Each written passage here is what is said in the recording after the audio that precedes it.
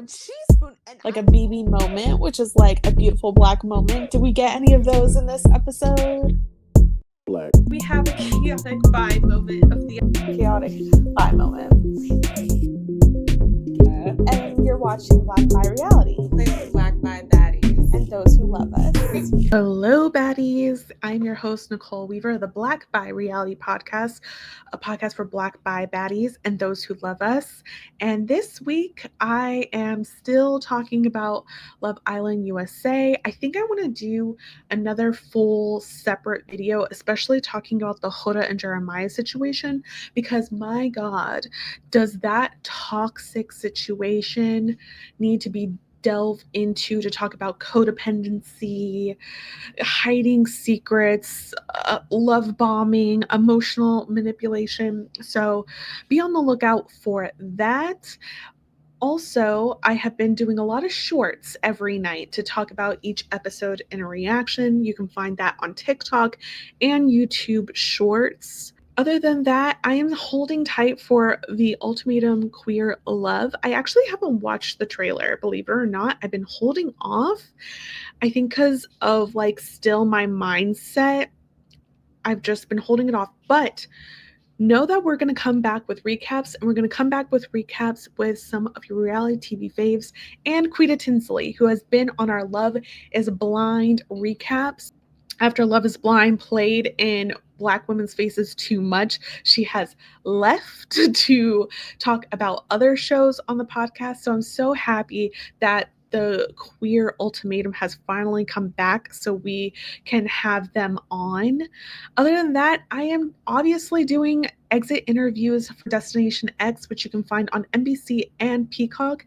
It's a fun show, just guessing destinations with little clues. Jeffrey D. Morgan is the host, and this week, Peter Weber from The Traitors, which we recapped on this very podcast, is now joining the cast, and JaNa Craig of Love Island USA Season 6. So very excited about that. Josh Martinez absolutely lied to me in that preseason interview about ever working with them, which I am gagged and loved. I'm just again, I think I'm a little bit of a Josh defender because he was my first full season that I watched as a fan. So yeah, I'm kind of gagged that I'm at least I can say that winner still has some good lying capabilities. So we'll see what's happening with JaNa and Peter in these upcoming episodes. But here is my interview with the person who left in week 3. Please, please, please subscribe, hit like if you're watching on YouTube.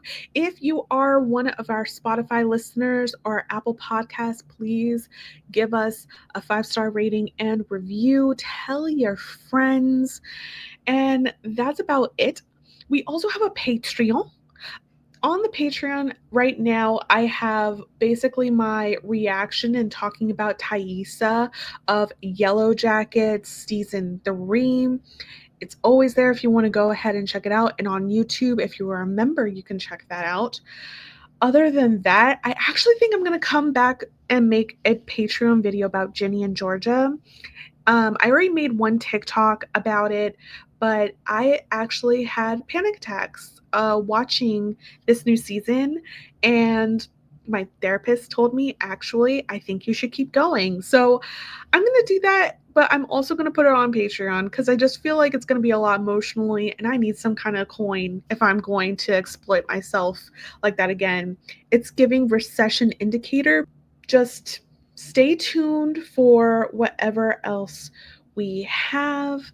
But that's it, baddies. Here is my Destination X exit interview for week 3.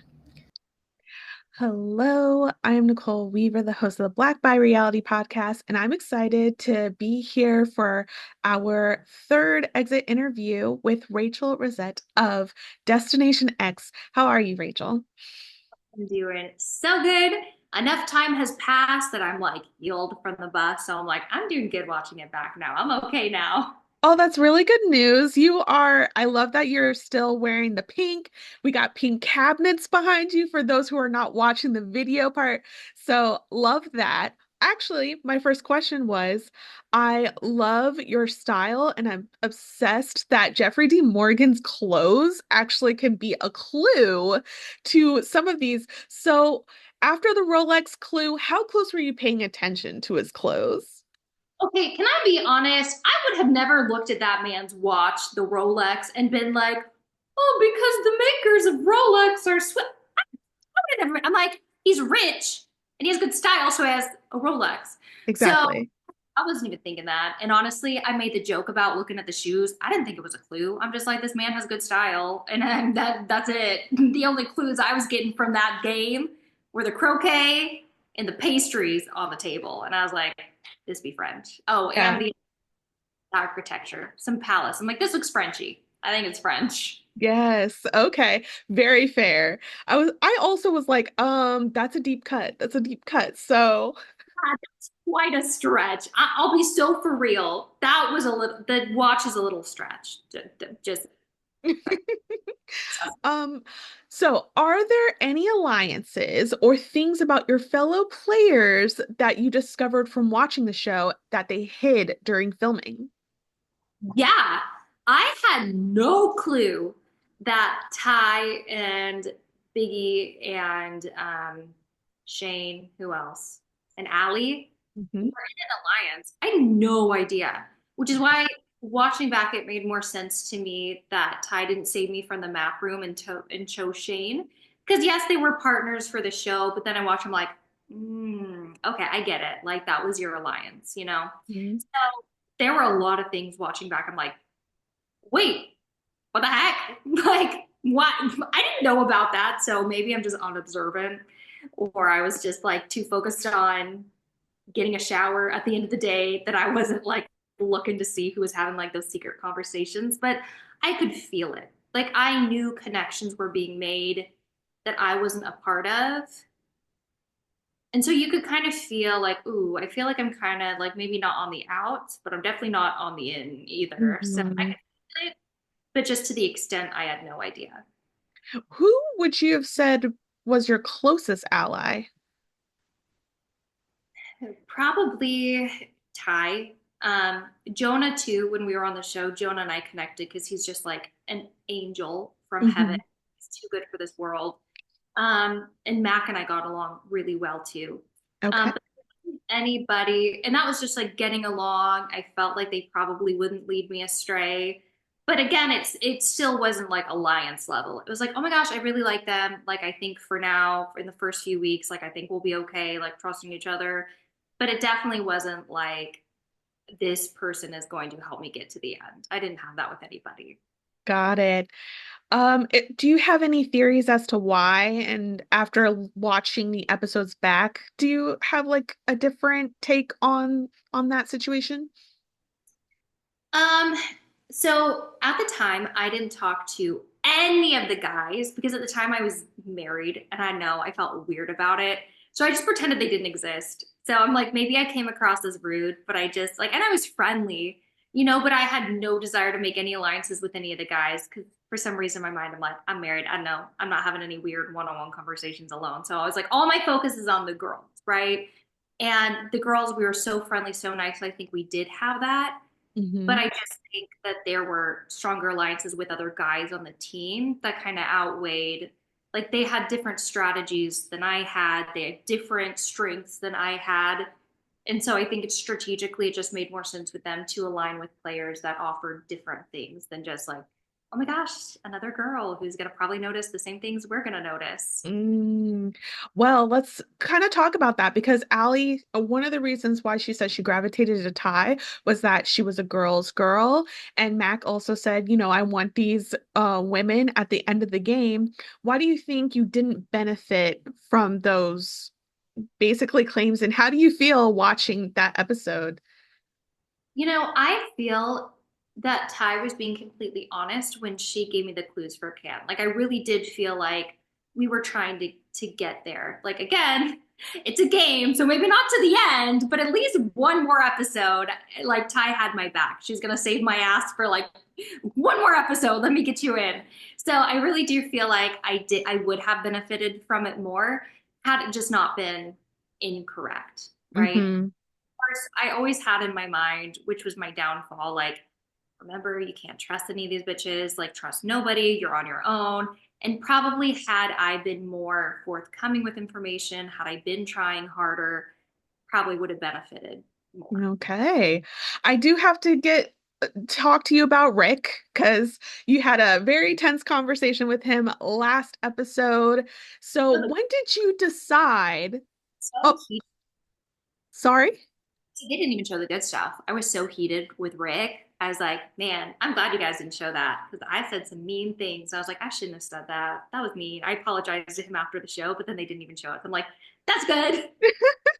Okay, when did you decide to like you were going to call him out? And was there as much anger towards Allie, who kind of did the same thing?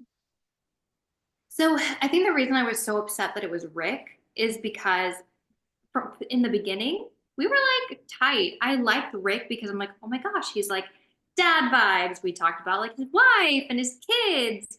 And then you don't see it, but Rick actually chose me and Allie for that challenge. And so I was like, oh my gosh, I love Rick. We're great. And then we all agreed on the helicopter, nobody's going to say anything about the clue. And I knew immediately that Rick opened his mouth when Biggie said that Shane. And then, of course, Shane told Allie, I'm so confused about it because then Shane was telling Allie, I don't know what he's talking about. But that's not true because Rick really did tell him we're in Switzerland. Now, Allie, if you look at her, I knew she was guilty of something because her reactions, I was like, wait a second. She's like acting like too shocked. But I was like, if it's to another girl, like I kind of get it if we're all benefiting each other. But it was Rick that I was like, you said you were going to keep your mouth shut and you lied to me. And then he was petty and put me back in the map room because of it. And I'm like, bro, I saw where we are. Like, that's dumb because I know where we are. So at Mhm. that, I was like, nope, there's no going back. I'm just as petty as you. Like, you put me in the map room, like, you're dead to me. And dead he was. So is that why on the bus he asked to talk and you like shut that down? What is there to talk about? Sorry, I was mad. Are you five? I don't like that you called me out for doing something that I did. So I'm gonna put you in the map room. It's like, okay, good luck with that. You gonna be playing this game alone. Hmm. So I'm curious to see how it goes with him if anybody, anchors onto him because that was from the beginning. Me, Josh, we're like, yeah, I don't trust this guy. Did you have a similar conversation with Allie at all about that since Allie kind of knew what she did and you probably had a sense? Allie said she didn't tell anybody, and I kind of felt like potentially that wasn't true. But Allie and it's not that we didn't connect, but I could see her just connecting more with Ty. And in my head, I was like, you know what? If she tells one of the other girls, like, that's fine. But it's when she actually started getting close with Shane that I was like, skirt, wait, I don't like that. Like, you share stuff with the girls, like, I'm a little bothered because you said that you wouldn't, but whatever. But it's like, okay, now this is different because this is a showmance and it's going to get messy. And that's when I was like, no, like, now I'm bothered by this. That makes sense. Well, it looks like our time is up. I really enjoyed watching you, and it was so great talking to you. And I'm excited to see what you do next, Rachel. I am too. It was so nice to talk to you, Nicole. I can't wait to see this come out. All right. Have a good one. Bye. Bye.